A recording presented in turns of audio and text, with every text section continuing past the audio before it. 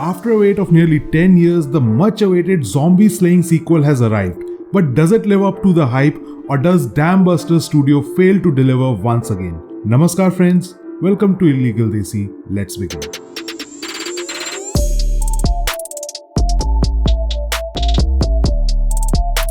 Before continuing further, if you like the video, do hit the like and subscribe button. It helps out the channel more than you know.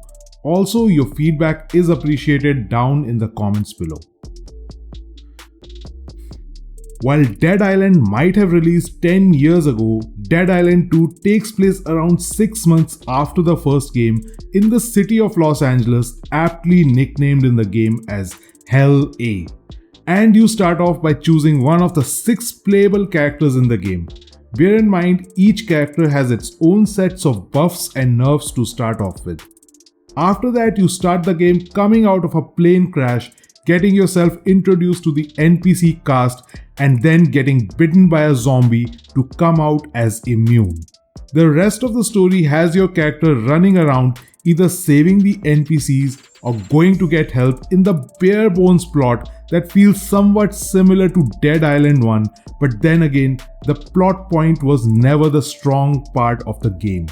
Along the way, you will meet a familiar face, Sam B, early in the game, who was one of the playable characters in Dead Island 1.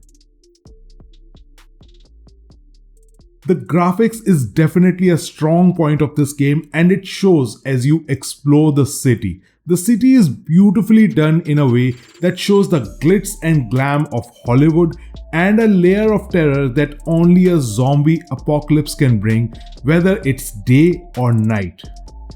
The studio has went a step ahead to include earthquake tremors, which are common in that city and in some places the effect it has left. As you venture through different buildings, each room has been set up in a way that it tells its own story, be it the blood splatters in the room or whether someone's having a party. To that, you add the zombies who get up close and personal if you're not careful and look to have been carefully done up, showing the decomposition. This is only highlighted further as you beat up the zombies and see either blood splatter or exposed organs. Gore is a highlight of the game and enhances the playable experience. Let's break down the gameplay bit by bit, starting with the world itself. The entire gameplay area is a semi-open world where the entire city has been broken up into small open areas, from Bel Air to Beverly Hills and a host of other places, interconnected with small openings on either side of the map. One complaint I have is the way the maps are shown took me an additional amount of time to figure out where to move, but overall it's a small nitpick. The character upgrade system is also something that's not fairly common in games, where leveling up is mostly to upgrade your health. The skill management system, on the other hand, has been detached from the level up system and is based on a card system where you have a set number of card slots and can swipe your abilities out based on the available cards. These range from damage boosts to staggering zombies while performing certain actions. You can get these cards through progressing in the campaign or finding them in the world. The best and the most amazing part of the game is definitely the combat. Whether you're fighting one zombie or an entire horde, you have weapons to slice, dice, bash and maim your enemies in a combat so incredibly satisfying that you would want to bash every zombie's head with your foot.